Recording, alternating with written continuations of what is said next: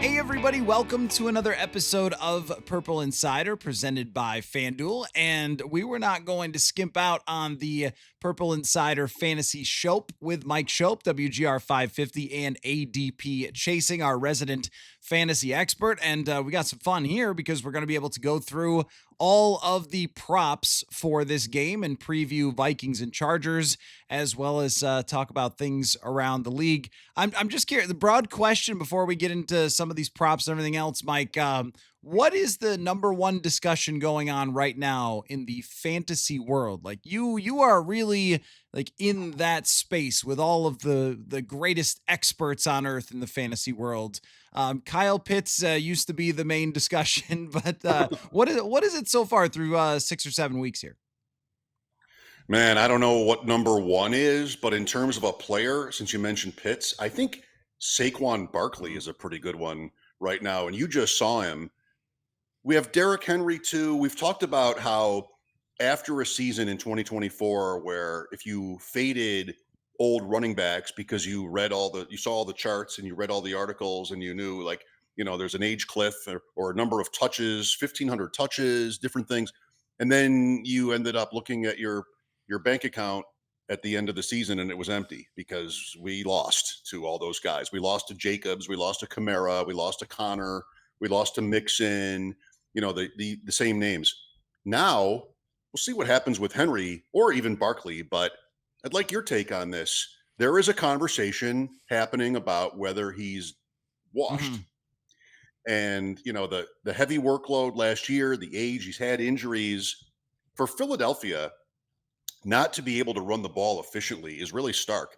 I feel like that game was a tough one to lose for Minnesota. I mean, they had the yards, they had the advantages, in terms of the numbers, but they got beat on a couple deep balls, and I think they probably accomplished what they made their top priority in that game. So maybe I'm wrong, but Barkley, what do you do about it in fantasy football? Nothing. Maybe in dynasty you can flip him if your team is bad because he's not been more productive. That's what we're doing in Dynasty right now. I think if we're on it, is trying to figure out, all right, is this team going to win money or not? If it's not, let's get out and play for next year. Get some draft picks, even in redraft. Try to figure out some path forward. But yeah, Barkley is an interesting conversation right now. What's your I take? love how you circled over to tanking and fantasy, which is something that I didn't know Oh, happened. But let me sure. get into the Barkley thing. So my observation from watching the tape back is that they can't really block in the interior of their offensive line. And this is the always and forever problem with running backs because you go back to Saquon his last year with the New York Giants. What did he average, like 3.9 yards per carry? Like there's Right. nobody that's so special that if Landon Dickerson is banged up and Cam Jurgens gets hurt in the game and you're playing a backup, like there was a play where, and I think Jalen Redmond's a tremendous player for the Vikings. He's really emerged. But there's a play where the center has to reach block the three technique. And it's not an easy block to make. You have to snap the ball and then you have to get to the outside shoulder of that guy. But starting centers do it all the time. Their center just did not get there at all. And Jalen Redmond tackled him for a 3 yard loss. Like there is nothing you can do if you're Saquon Barkley to change that. And I also think that when it comes to home runs, when it comes to 50, 60, 70 yard runs, I mean, those are kind of random. And sometimes those hit a bunch in one year and don't hit a lot in another year. Saquon had a few runs where he got out and he got kind of loose and they corralled him. And it was like, well, last year he jumped over somebody and ran for 50 more yards. Like, I don't know. Yeah, Backwards. sometimes those things just don't work out. But I really think that the systems and blocking and health on the offensive line. Last year they had their entire offensive line healthy for the entire season, and I think that that helped Saquon a ton. Mekhi Becton was there. He's just an absolute house of a human being that people couldn't really handle. A guard that was 6'7", 340 and could move like that, and then you try to change that out. It's just not the same. Even like Jonathan Taylor. Did we think Jonathan Taylor was going to have 10 touchdowns and 700 yards and average 5.3? I mean, he's always been really good. But I don't Right. know if he's ever been this good. And I think a lot of that plays into how that team is built right now. That's a great point. I mean, you never know, right? As cliche as that is, you really don't ever know. Why was Jonathan Taylor a late second round pick? Well, I think we were a little bit bored with Yeah. him.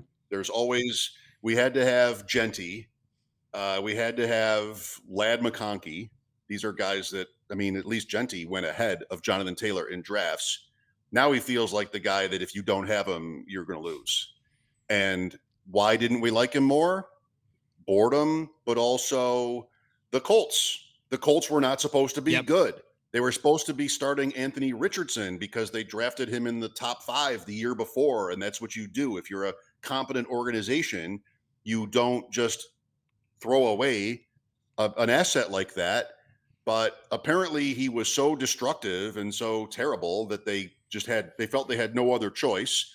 So they bring in Daniel Jones, who had the Kevin O'Connell experience. And, I mean, I love this. I love how unpredictable it is. But generally, to put it mildly, people did not expect Indianapolis to be an efficient offense. And if they were not terrible, they still were going to be using a quarterback who loves to run for touchdowns.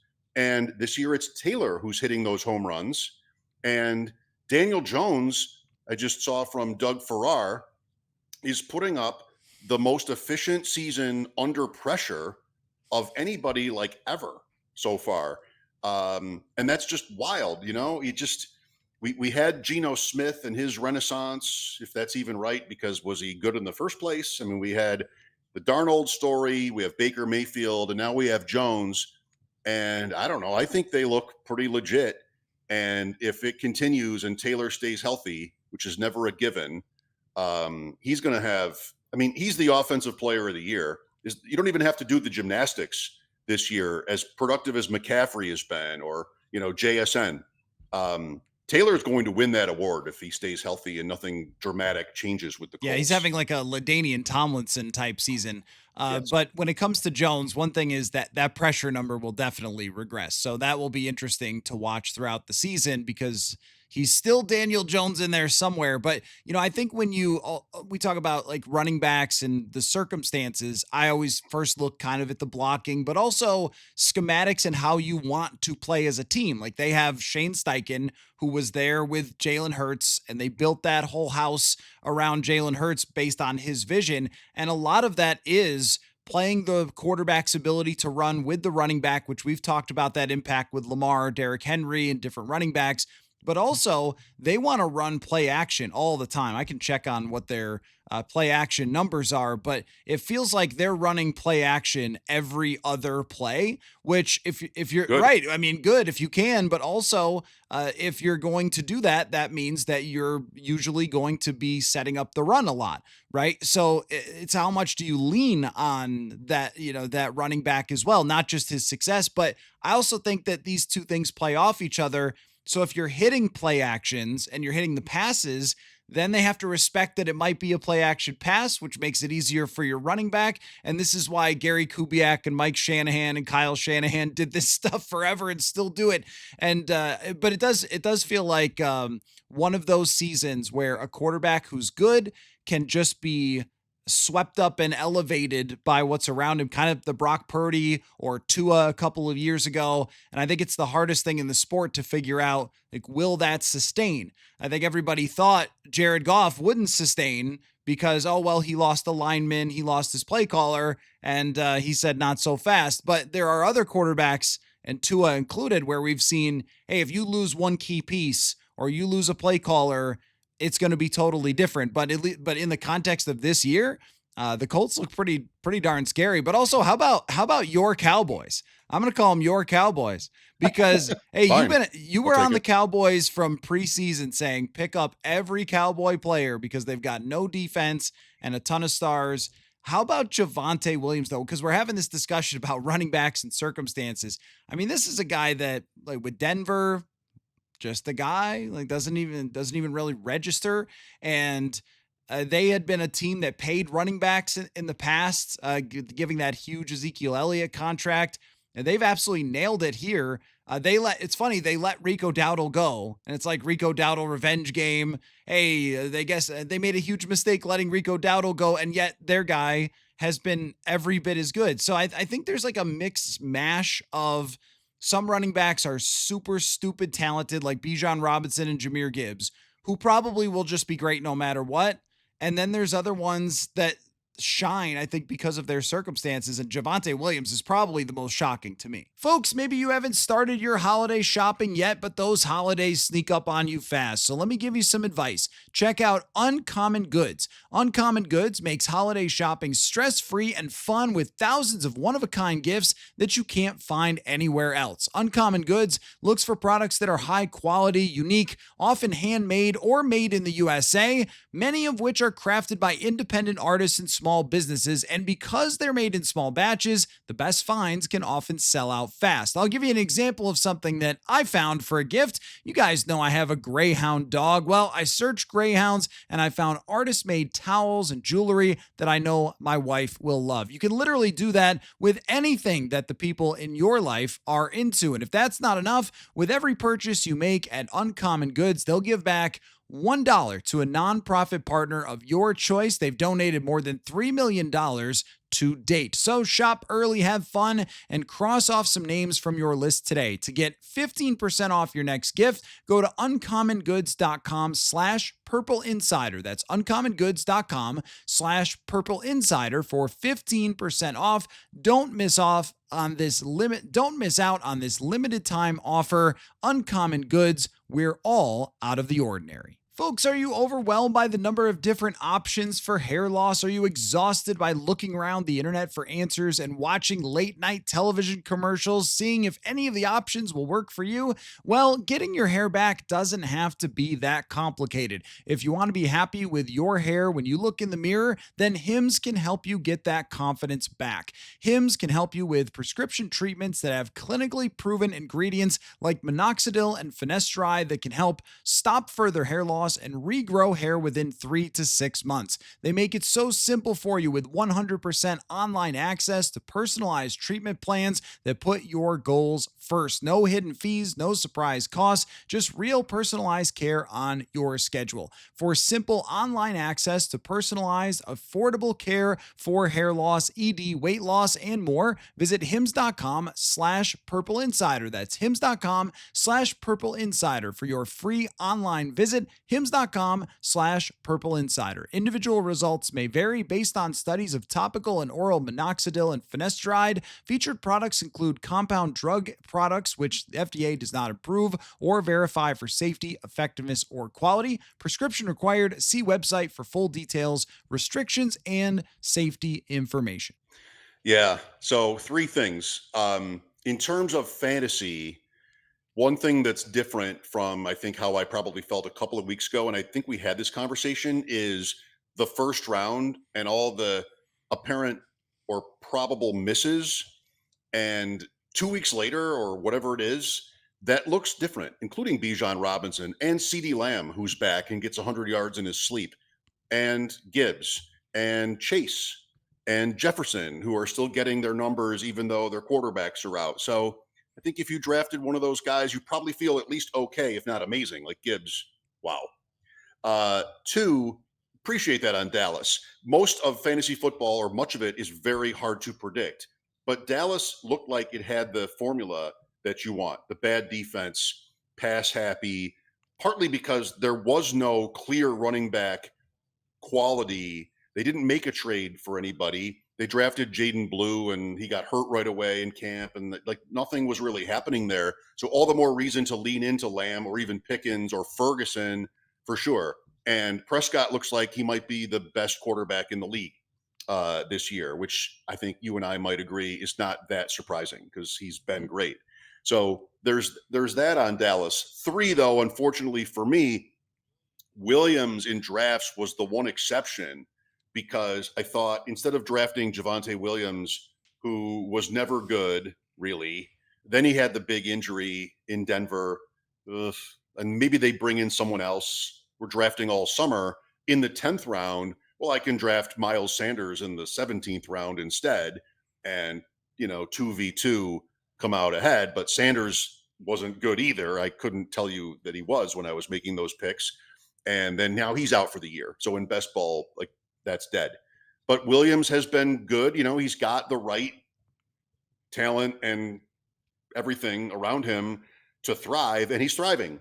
So good for you if you drafted him. That was always a tough click for me because of those other Yeah, reasons. and well, look, they were bound to be losing in a lot of games and throwing like crazy, which they have been, but yet he's still been very effective in those circumstances. We could tie this into the Right. Vikings and Jordan Mason. If there was one critique, call it, of this last game against Philadelphia, it was, look, they were in the high red zone a lot, not the low red zone as much. So I Ooh. know I understand this, but You're that guy I now? am that guy. Well, look, Thank you we for the just quotes. Thank you for we the have your to, quotes at you know, least. every single game. It's like, do we? What do we think of the play caller and the plays that didn't work? He's a fool, and the plays that did work, he's a genius, or whatever. You know, we got the forever discussion of NFL. You know, analyzing play Mhm. callers and such, but.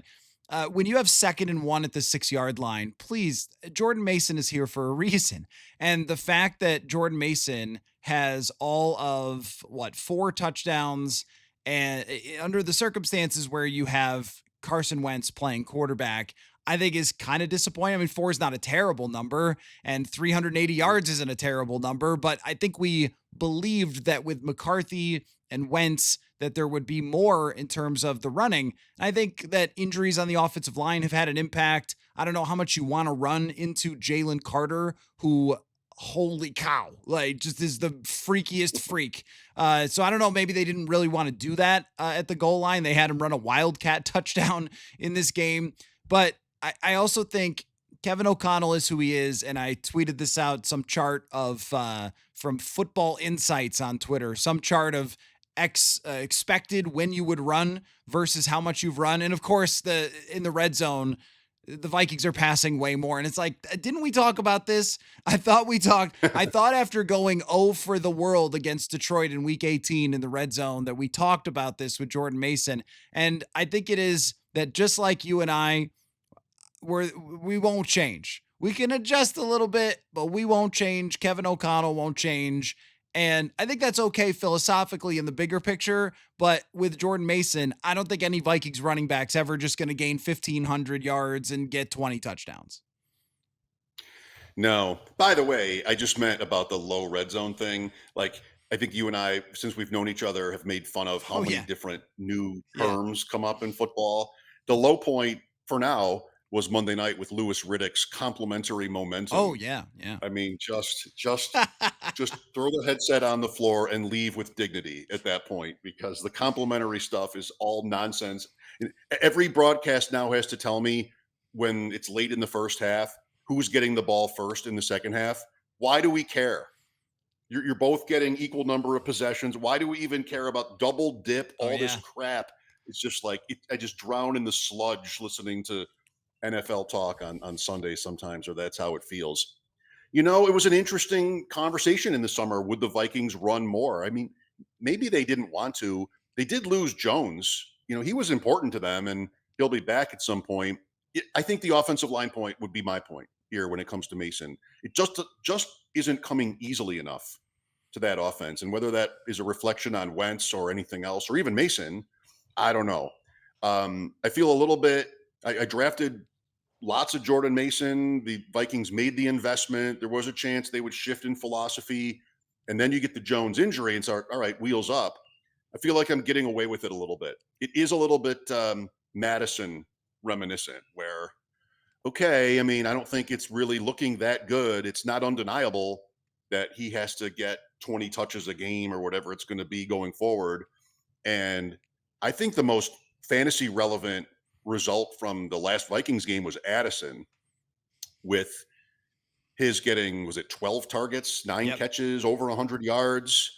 You know, you had Naylor who was in his way a little bit before he had a suspension, or, you know, well, he had the suspension, and then he was, whether he sit for a It's quarter like or a something in one of those little games suspension. too. There was a A tiny mini, little one, 25% suspension. tiny, quick follow up Yeah, right. suspension. But I mean, I was sitting Addison versus like Pittman or T. Higgins, or just sort of those whatever second or third tier receiver options last week. And, you know, ouch, because Addison had a big game. How confident are you going forward that that's not going to be like those numbers every week, but like he's number two? as an option in their passing offense now Well, squarely. what could get weird is if he becomes number one, because there was definitely that way last week. And he was just getting one on one all the time. This dude, the reason why the Vikings have put up with the headache of Jordan Addison is because when you go and turn on the all 22, where you could see the whole route that he runs, and you see cornerbacks just have no chance against him one on one, you're like, oh, I get it. I get it. That's what he did in college. That's how Kenny Pickett became a first round draft pick. That's how Caleb Williams became generational as opposed to just a great prospect. And this is how Carson Wentz was actually really efficient on a throw to throw basis, because there's attention on Jefferson. There is a play where they put him up on the same side of the field and Jefferson runs a post. And the safety, who is supposed to be covering Jordan Addison in cover two, is just like, I better go follow Justin Jefferson, and he's wide open. That's the one that if Wentz threw it accurately, it might be a touchdown. So it could have been even worse in terms of yardage. But I think with the other thing too is that JJ McCarthy in training camp, he loved Addison. Like those guys were really connected in training camp, and that's going to be probably the guy when he returns that he leans on really heavily. And that's where it might get a little uncomfortable if JJ McCarthy starts leaning on Addison all the time, because he's going to be the guy that's getting one-on-one coverage a lot and isn't pushing the ball as much to Jefferson. But one thing they've done that's really good recently is they've done these, I don't know what you would call them. Like, we need a football term for this, but sort Great. of these like automatic completions. They use them to Jamar Chase all the time. Pittsburgh's done a Mhm. great job with DK Metcalf with these, where you snap the ball and you just give that man the ball, and technically it's a pass, but it's almost a run to Jamar Chase. Or they've been doing it to Jefferson. He gets a 40-yard gain on a play where the ball travels like 1 yard in the air. So I think that O'Connell has kind of gotten the sense, like, I really have to get the ball into these guys' hands, even if, it requires yards after catch, which when he had Darnold, you don't have to do that, because you could just have him throw it 30 yards down the field and you're fine. So I think that he's really leaned into that with Wentz, which he will carry over to McCarthy, and both of them will kind of get their food. I might want to call it easy Yeah. button. You hear that Yeah. term a lot now, but it's still not that easy for everybody. Like Garrett Wilson is one of Yeah. these players, and like how easy did that look? So, but that's kind of the idea. Well, why don't we jump to wide receivers then in this game? The Vikings and the Chargers over Mhm. on FanDuel. The over-under for Justin Jefferson is 80.5, by far Shooting higher up. than anybody else. One thing we could say about Carson Wentz is that he will throw his best receivers the dang football. Like will it be accurate? Sometimes. Will it be on time? No, not usually. Usually it's a little late. I mean, even the package, maybe like a package play, you could call it, or even that easy button play to Jefferson that gets 40 yards. Wentz still hesitates to throw it. He's still like, I'm not sure. I don't know. And he's just standing there like, this is the play. Please throw me the ball. It's a backup quarterback experience. But Jefferson on overs, to me, against a team that really can't cover and has struggled defensively, is probably a pretty good plan. I think the same thing for Addison. His over under on FanDuel is 54.5. Like, I would be buying both of those guys. I think Jefferson. So we're recording on Wednesday morning, and I'm pretty sure that number is like 4 yards higher than when I woke Oh, up. wow. 'Cause one of the first things I saw today was a reference to like look at Jefferson, and it wasn't even to 80 and a half yet, and now it is as we're talking. So that's usually good enough for me to hit that when I see the momentum. Sorry, that I think that's actually appropriate in that direction. When the market is moving that way, I'll usually just sort of glom onto it, and it's Justin Jefferson. I'm in a pool where you have to get somebody each week to score a touchdown. And I'm tempted, I've got 5 entries left, which is really good. And I'm tempted to use one on this game because I like getting like just something out of the way on Thursday night. Fantasy players tend to be Thursday night averse because the reputation is for these slog games. It's not true anymore. They're better matchups, they're better teams than it used to be on Thursday nights. And you look at Pittsburgh, Cincinnati, like that just did that make any sense at all that that game would shoot out like that? And there are other examples like it. So I don't think you have to be afraid of it being on a Thursday. Jefferson, sure. I don't know if Addison, I'm not quite as confident there because I want to see it be more consistent. And if Wentz is under pressure all night, which is something you can imagine being true, I don't know where that leaves their secondary, if that's not unfair to call Addison, their options after him. But Jefferson for sure. LA is a really tough one right now with their receivers. I mean, Johnson was having this nice season, and then last week kind of flopped for him. Gadsden was the player last week, the tight end, the rookie tight end from Syracuse, who really had a career day. And a lot of people, including it appears Jim Harbaugh, are very excited Yeah. about him. So I see him at 42 and a half. I might try that. Yeah, I like that number for him. And the other reason, too, is because the Chargers have. I mean, Joe Alt sounds like he wants to come back, but even then, like they have a very spotty offensive line. Justin Herbert's been getting smacked over and over and over again. And the only way to survive that is to get the ball out quick. He's pretty good at that. And they have all these short area type receivers. McConkey, Keenan Allen is like a short area god for his career. That's where Johnson, I think it's a little bit harder for him. They do like to do the easy button stuff with him, but usually he has to get like a big play mixed in to get his over-unders 47 and a half. Keenan Allen to me would be an easy one at 49 and a half. They just, I think over the middle against the Flores blitzes, that's one of the bigger storylines of this game though, is when you have an offensive line that's banged up for the Chargers, will Flores attack them with extra rushers, or do you even need that? I'm not sure, but either way, like their offense has to get the ball out quickly. And the Chargers folks that I've had on the show have talked about how like Greg Roman likes to have five guys out there. He doesn't like to keep running backs and tight ends into block. So that means pressure is going to come on Justin Herbert. That means a lot of quick passes. I haven't looked yet, Herbert, what the completion number is, but I feel like it's okay. Here's the completion number. 23 and a half is pretty high for completions, but I feel like Herbert is going to steamroll that. I just don't see, unless they get way ahead and then they're just handing off, which seems unlikely on a Thursday night game. I just feel like he's going to be throwing 6-yard passes to all these guys over and over and over again. So, I mean, I would definitely hit that, but I'm feeling like the ball is going to get spread to all these guys. Lad McConkey over under 55.5. That seems pretty reasonable. Yep. So I might not. I might not bother with yeah, Johnston, but I agree on McConkey. McConkey, like he's still good. They just were going in different directions, and every week is different. You know, seasons evolve, and I think they know what they have in him. And if your prediction for the kind of game this is right, I would love that bet too. And Keenan Allen and the over on completions, all of it.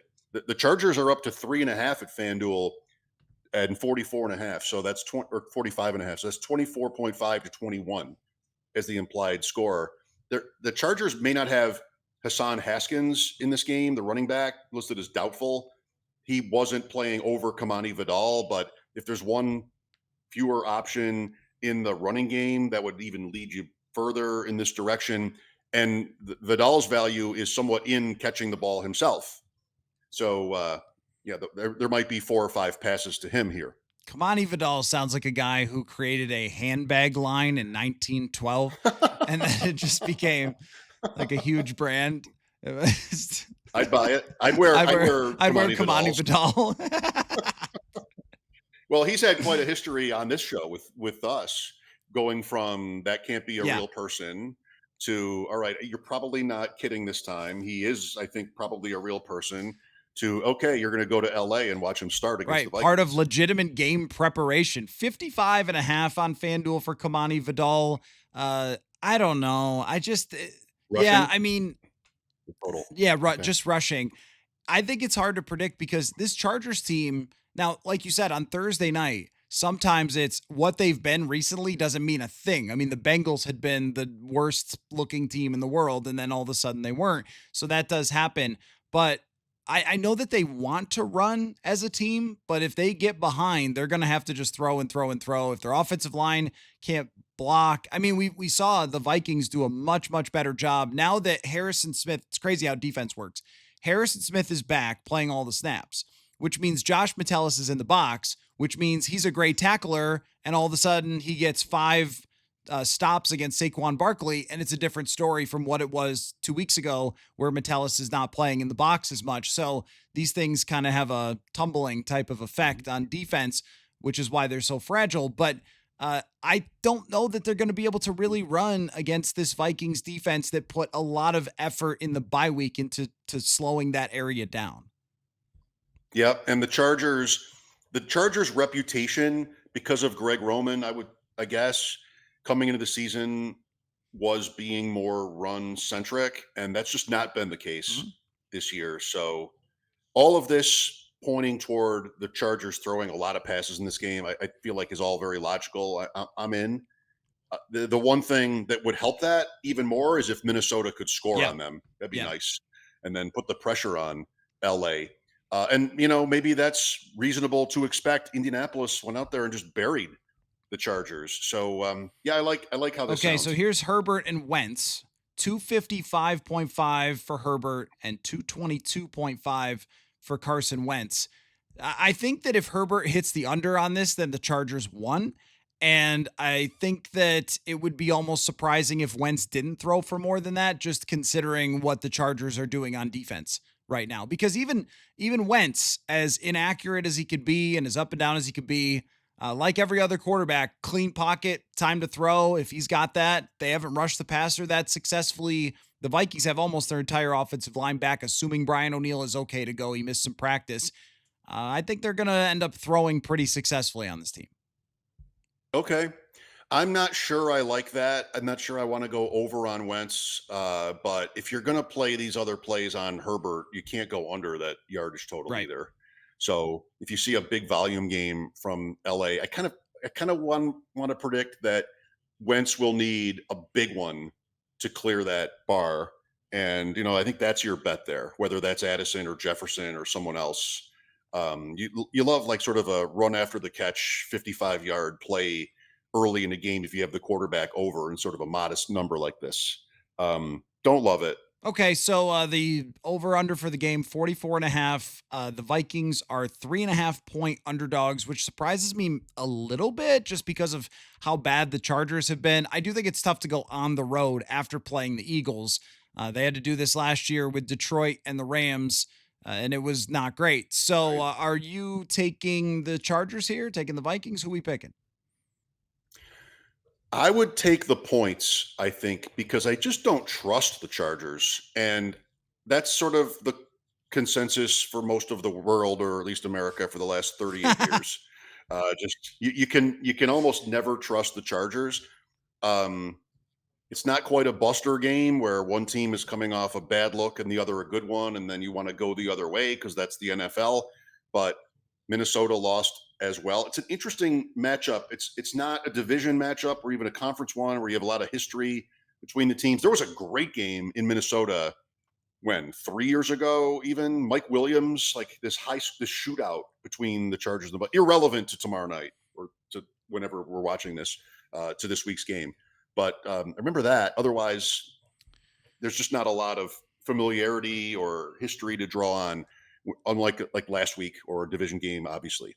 So I wouldn't give 3.5. I know that. I'm not sure I want to play the Vikings there, but I don't like the feel of betting the Chargers giving 3.5 almost against Yeah, anybody. I'm going to go Vikings here, even though I think the circumstances aren't the easiest for them, but that's been the story of the season for the Vikings. Also, Adrian Peterson broke the rushing record against the Chargers in a game Oh where yeah. they returned a missed field goal for touchdown. Nice little trivia for you there at the water cooler at WGR. And it was 40 for 47. Justin Herbert went in the game against the Oh, Vikings. Yeah. 40 for 47. I believe Keenan Allen had 18 receptions, and the Vikings should have won the game if TJ Hawkinson could have gripped a ball in the end zone, but instead it flung up in the air and was intercepted in the end zone to end the game. there. So this was against Yep. Cousins, right? And there was a fourth down that Brandon Staley, before he sold his soul, that he went for deep in his own end and didn't Yep. get it. But then they still got a pick and won anyway. And everybody whined about how do you go for 4th and 1 at your own 20-yard line or something like that. And like, well, didn't they win? I mean, see the whole board, people. See the whole board when it comes to 4th down decisions. It's not just like in a vacuum, it's yes or no and win or lose. It's even, I mean, I don't have to tell you this. This is just sort of one of my things when it comes to that 4th down analysis stuff is when you go for it closer to your own end zone, the opponent will not have the ball for as Right. long as they might if you're at the plus 40 or something like that.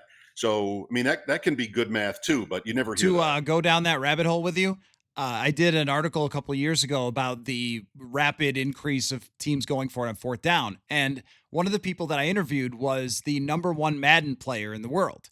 And what Yeah. he said was that the next level of this is teams understanding exactly what you said. And also, if you give up a field goal, like let's say you go for it at your own 30-yard line, if you give up a field goal and you get the ball immediately back, it's really not anywhere near as bad as you think. And because teams are scoring a field goal almost every single drive now with the kickoff, this makes even more sense to go for it. And I think he said, especially in late game type of situations, you almost have to be doing this when you're trying to come back or something because, well, you need to keep the ball. But then if you fail, okay, they score, but you get it right back and you still have time to do this, as opposed to punting and then they can go the whole field and run the clock out on you. There was one of these last week with the Vikings where they had 3:45 left and they could have, it's a different story, but it's one of those like game hack things. Could have kicked the field goal and then kicked off and saved a bunch of time. Instead, they tried to score a touchdown, wound half the clock off. And it didn't matter anyway because they couldn't stop AJ Brown. But the point just being that like these are Yeah. these are still out there for sure. I want to ask about a couple other games and players here. We got a Okay. revenge game in Pittsburgh. And it's actually a real sort of revenge game, which is Aaron Rodgers. I like the ironic revenge game, like when the kicker is, it's like, oh well, it's the Parker Romo. I think Parker Romo made 5 field goals against the Vikings or 4 field goals. It was like, well, he was briefly a Vikings. It's the revenge game angle. This one's a real one. Hey, before you get to your real one down that path, the Bills play Carolina. Xavier Legette. So the Bills trade pick 32 to Carolina for pick 33, and the Panthers draft Legette, and the Bills draft Keon Coleman. Can that be a revenge game? Hey, they didn't want me. Oh man, and now nobody wants either They're one the of those player, guys. but But Legette did just put up a big week, but yeah. otherwise, But it's been a right. struggle bus with Xavier Legette so far. But yes, no, I don't think that they didn't pick me as a revenge game. I don't think so. I don't think you could do that. I think All you've right. had You might hear yeah, it I though. think You you've could had hear to it. play for the other team. Okay. That would be how I would put it. But Which one do you have? Aaron Rodgers against Jordan Love. Aaron Rodgers over under on FanDuel is 218.5 here. Green Bay and Pittsburgh. A fascinating matchup between a Green Bay team that is flawed enough to keep their opponents in every single game, but also good enough to make their case as a legitimate contender. When I look at the score differentials for teams around the league, you're like, boy, there's some teams with really good records that have like a plus 12 or something score differential this year. It's been very, very close. So I don't want to overreact to that. But this one should be fascinating. It feels like if the Packers have a really good day here, that all of a sudden, like we're having a Mike Tomlin conversation, if they're not already with what happened against Cincinnati. But Pittsburgh's defense, even if you watch the Vikings game back, guys are wide open all over the place. I think Mike Tomlin has reached the Pete Carroll post, great defense there in Seattle, where he's still playing the same schemes that used to work and they don't work anymore. That's what it looks like to me.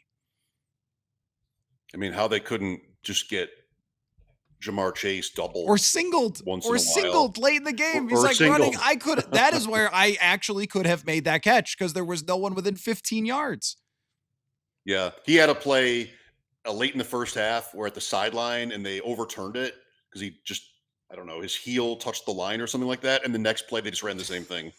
It just didn't even matter. I'm with the Packers. I mean, maybe they're one of these teams you mean when you're talking about point differential. They lost to Cleveland, but right now they're the 1 seed in the NFC, and they're not a team I think that's just going to be thrown off by Sunday night in Pittsburgh. I mean, that's a lot of yellow this game, but I feel like Green Bay should be able to hold up to it.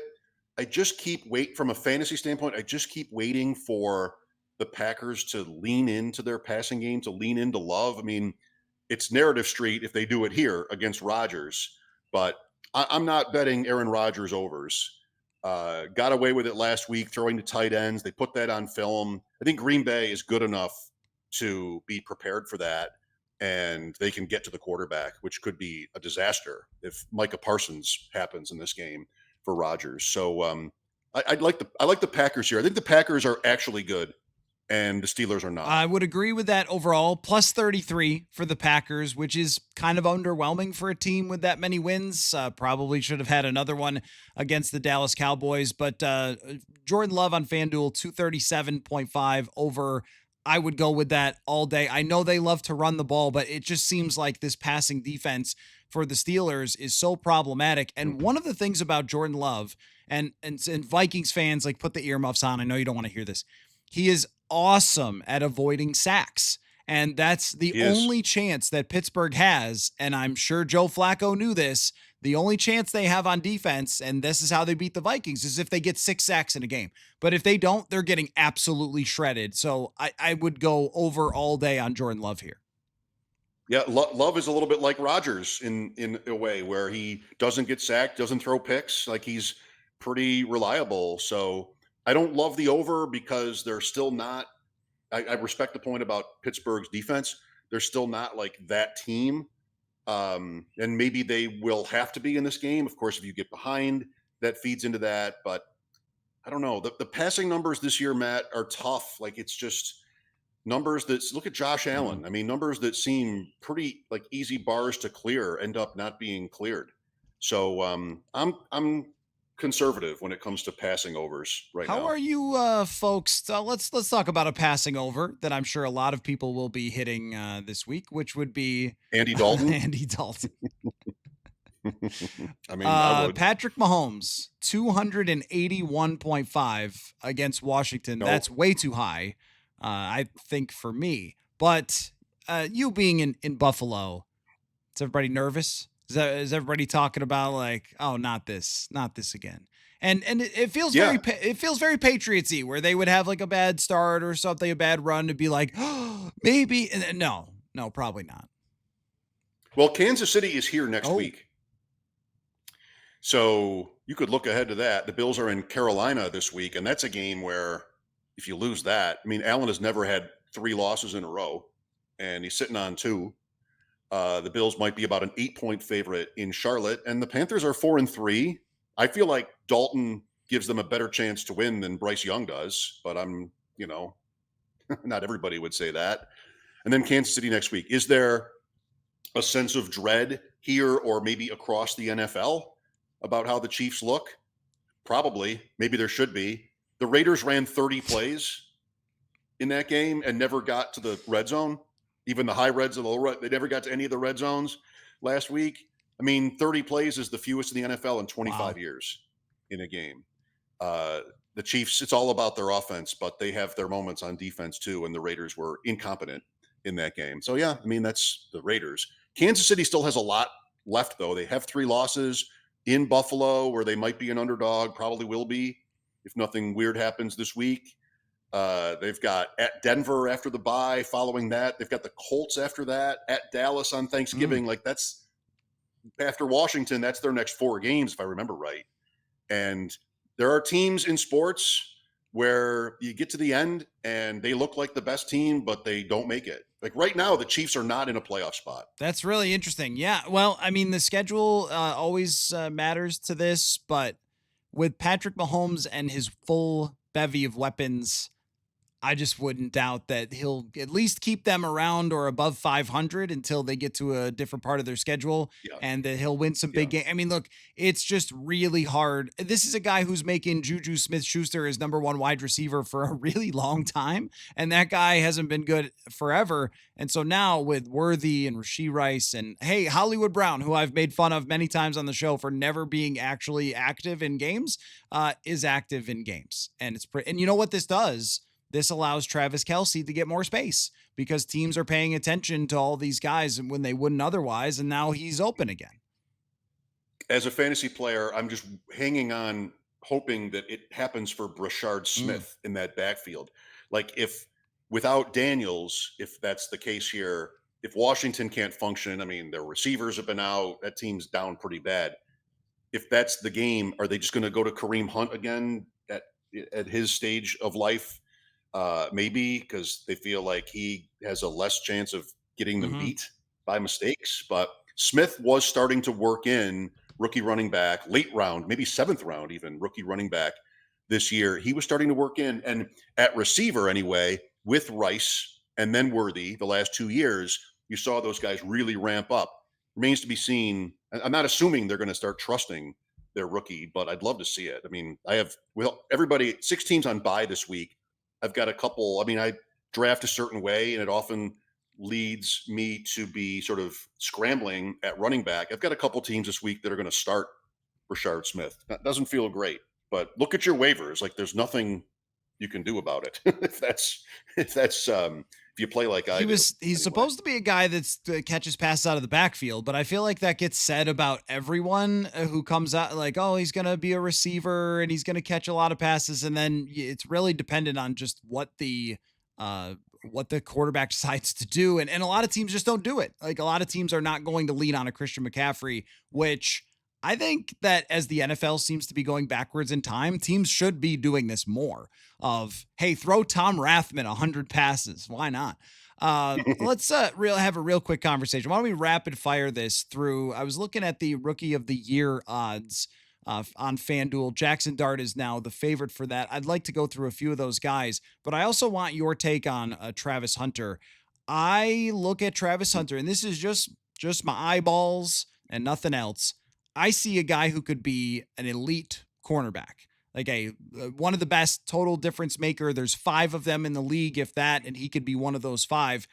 I don't really see a guy who runs routes with the precision of a wide receiver. And I think his size is problematic for someone at the wide receiver position because it's extremely physical.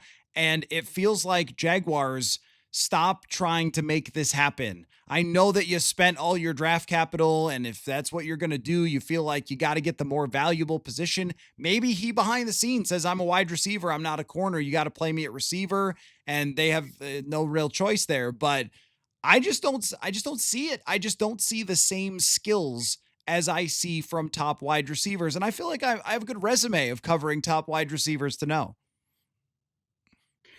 Yeah, you might have said it all there. I think the draft investment, the trade, really kind of maybe feels like they're forced to get him going both ways. He didn't play very much No. defense last week at all. And then he got there on everybody's bench last week in garbage time, the game in London. So it's been a little bit back and forth, but I sort of defer to your analysis on that. And I don't know behind the scenes either, like sort of what Hunter is trying to accomplish, but just an organization where you just don't really even want to look at it. It's just I don't know what Lawrence is. It's just they got to four. They beat Kansas City. They got to 4-1, and I was still like, absolutely not. And now they've since lost to Seattle and the Rams. Good teams, but yeah, maybe on Hunter, it's going to be a little bit of an amusement park ride where you're just sort of never really feeling like you're sort of, if that's an analogy that it all works, that you know what you're getting. Fantasy wise, he's really tough to start. It's a desperation start. And they're on bye this week too. The offensive rookie of the year, like he won't win it because it's offense and defense, right? Like before the season, it was fun to think about if they combined the Mm. awards, maybe he could win it. But is he going to win either or both? No. Um, Dart is the favorite. What a loss, but he's still impressing. I think Judkins is interesting. 3 touchdowns last week for Cleveland. Ibuka, I don't. I wish I could sometimes. I don't bet the awards. Usually, once in a while, I'll go through a friend, but in New York, we can't bet awards because they're not like actual competition. But I follow those markets, and Ibuka was the favorite, maybe by a lot when he got hurt. And my guys that I know and watch on Bet Sweats and different shows who analyze this stuff all the time, and they were sort of off of Buka. And part of that is because, well, they'd already bet him maybe, and then his price goes up and you're just done with it. You already have your tickets. But I was saying, like, I would still bet him anyway because if it's not a long-term injury, we know how good he is. And I when the price changed on him after the injury, I liked it. And then he ends up playing Monday night Mhm. anyway. Like he didn't even miss a game. And he wasn't hobbled in that game. I mean, Mayfield had a rough night, or else he could have had a huge game. Now with Evans out. So I think depending on the price, and I'm not a betting analyst, but Ibuka might make sense. Is there anyone else you think could Yeah, win? so Ibuka is plus 175 on FanDuel, where Dart is plus 100. Okay. So it's pretty close there. But I think the guy who is third here has a great chance at it. That is Tyler Warren at plus 650. He has emerged as a favorite of Daniel Jones, especially last week against the Chargers, ate them up. And Teteroa McMillan at plus 1500 is probably that's a pretty big long shot. Carolina's playing a backup quarterback. Like, I don't know. But if he got hot in the second half of the season, caught a bunch of touchdowns, it still feels like that's a little too long. I think it's probably the most distant guy at plus 1300 would be Quinshon Judkins. And it Yeah. definitely feels like Ashton Genty is a million miles away from this. What a franchise to, when you need everything, draft a running back. Well It done. sticks. Oakland Raiders. I couldn't go get to McMillan. There's just not enough Mhm. happening, but he looks Yeah. good. And I think Judkins has a chance if he gets tons of volume and their defense is good. There could be some good game scripts, weather games, what just happened, against Miami. He scored 3 times. He looks phenomenal. Henderson doesn't, Genty doesn't, and other teams, sort of the team context doesn't allow for it. But Dart maybe should win. He's going to play out the season, and he looks impressive. He's got to be. He's the rightful favorite. But I like Ibuka still a little All bit right, too. next week we'll be back at our typical Thursday, and I believe what we'll be doing is talking about who JJ McCarthy will be throwing to the most. I am fairly confident in that, Mike. So Who do you play next week? that would be the Detroit Lions on the road at Ford Oh, Field. nice, Yeah. So yep. perfect. I and then what happens when I go to Detroit is that I have to remember how they drive in Detroit and how that's very different from how they drive in Minnesota. Interesting. We can get into that at some point. Fast is the answer. So thanks for your time as always, Mike, Of course. and we'll do it again soon. Look for me at Game 2 of the World Series Really? Saturday night. Wow. You should be able to spot me easily. Wow. In Toronto, what a game! What a game the other night. So Baseball good. still has a little bit of its magic, except for when they run the Capital One ad just as the guy's about to throw the biggest pitch of everyone's life, and here he goes. It's the 3-2 to strike him out, but first that. What's in your wallet? Unfortunately, not a weapon I can use in that moment. All right. Well, that's a good place to end. Thanks, Mike. It is. All right. Thank you.